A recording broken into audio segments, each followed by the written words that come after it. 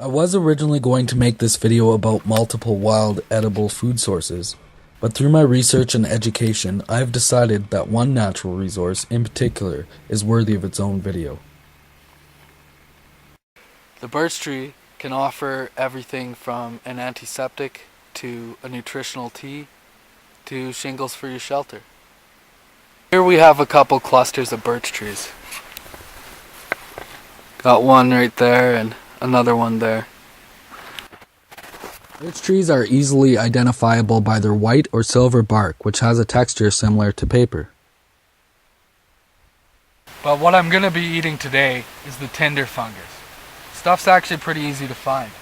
I haven't been able to find really big pieces yet, but there is some out there if you're willing to find it. Tinder fungus. Tinder fungus can be used to start fires, obviously, but it can also be cut up into smaller pieces or ground down into quite a nutritional tea. Contrasted by its dark and cracked exterior, the bright orange interior of tinder fungus offers numerous nutritional and medicinal benefits. This immune system strengthener, pain reducer, and viral infection fighting super fungus also has anti-cancer properties.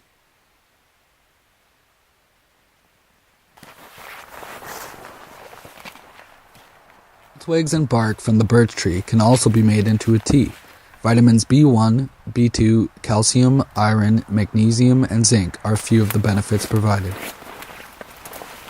Well, what's on the menu tonight?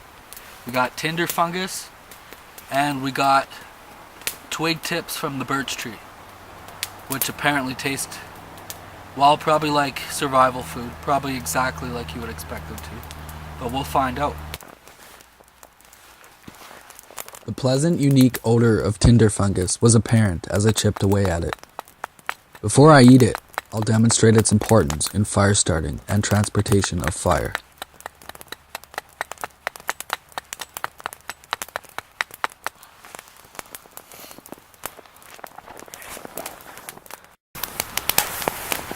We'll put this tinder fungus in the fire for a second, and we'll see what it does.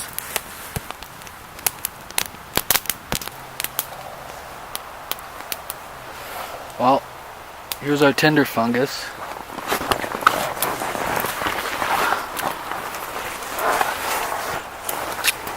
And it holds an ember like you wouldn't believe. That'll last a good long time for me. This would work even with a flint striker. It would just hold that ember there for me. And I would build up a fire around that ember. So now that I've shown you what tinder fungus can do as a fire starter, let's get to eating. On the menu today we have tinder fungus, and we have twigs from birch tree. I'm gonna basically take the tips of all of these twigs and into the pot they go. And with this tinder fungus, I'm going to crush it up like you see here, and I'm going to put it in the pot as well. In a real survival situation, I would boil and consume the tinder fungus completely separate from anything else, and then wait several hours for ill effects. For this reason, it is best just to stay away from all fungus, especially in such a vulnerable state as survival. I've got my birch twigs there in the water, starting to boil there.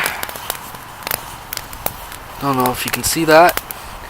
And then I got my tinder fungus there. Snow is still melting on that one. Well, there it is. That's birch twigs. Gonna let that steep for a little bit and give it a try. Well, there's the tinder fungus. Made a nice tea for me. I'm a little nervous, to be honest, to drink that. But I guess we'll find out what happens. I have done my research. I'm pretty confident in what I've found here. But it's definitely important to err on the side of caution when you're dealing with a fungus. So I'm only going to let just a couple drops go into my mouth. and be careful to watch for any effects. Bottoms up.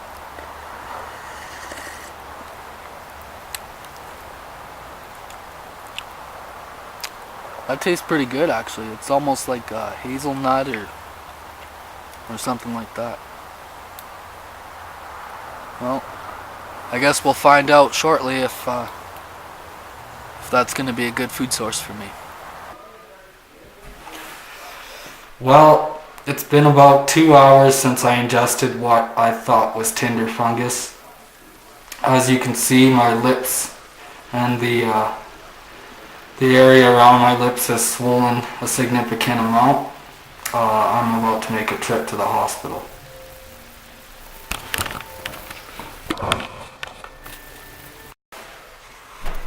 Just kidding. Those were just cotton balls. It turned out exceptionally well for me. I'm really glad I took the time to learn all that. Thanks for watching, guys.